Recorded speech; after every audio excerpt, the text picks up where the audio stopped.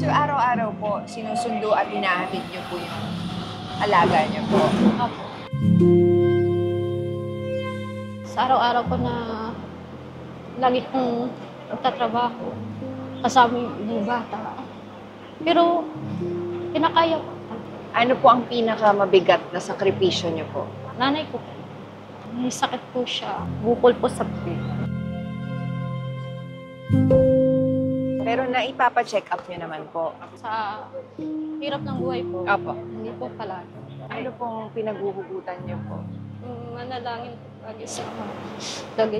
Iuuna po, lagi pong siya po ang lagi pong sinusumbungan ng mga lahat ng mga pagsubok sa buhay.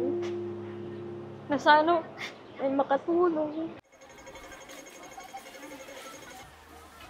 Ang araw ng linggo ay nagsisilbing OFW Day para sa ating mga kababayan kung saan nagtitipon-tipon sila dito sa Central District, Hong Kong upang magkamustahan at syempre makapagpahinga rin.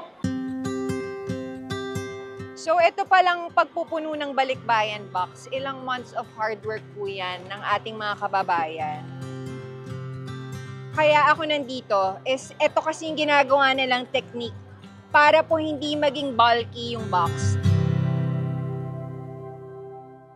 Nakakapagod po pero masaya pag nakikita mong masaya yung pamilya mo. Nakikita po lahat ng mga tao kung ano po yung tunay na buhay dito po sa Hong Kong ng mga...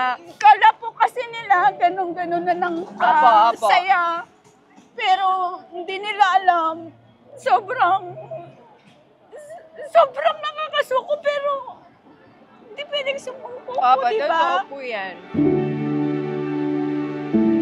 Nandito po kami ngayon sa distrito ng Hong Kong kasama ang mga may tungkulin at mga kapatid upang mag-repack ng care packages na ipapamahagi po sa mga OFW dito sa Hong Kong.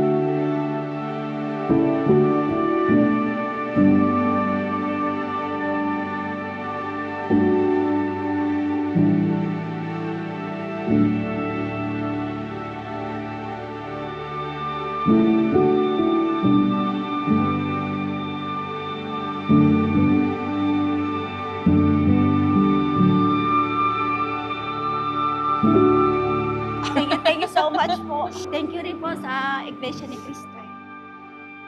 Sana po, ito pong ibibigay po namin ay maging malaking tulong po sa inyo para po pansuporta niyo po sa anak niyo po, pambili po ng gamot ng nanay niyo. Kaya tanggapin niyo po to, Ate Joby. Thank you po.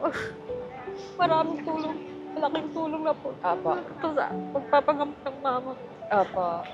Maraming salamat FYF Foundation po. Napakalaking tulong na po ito pagpapagamot.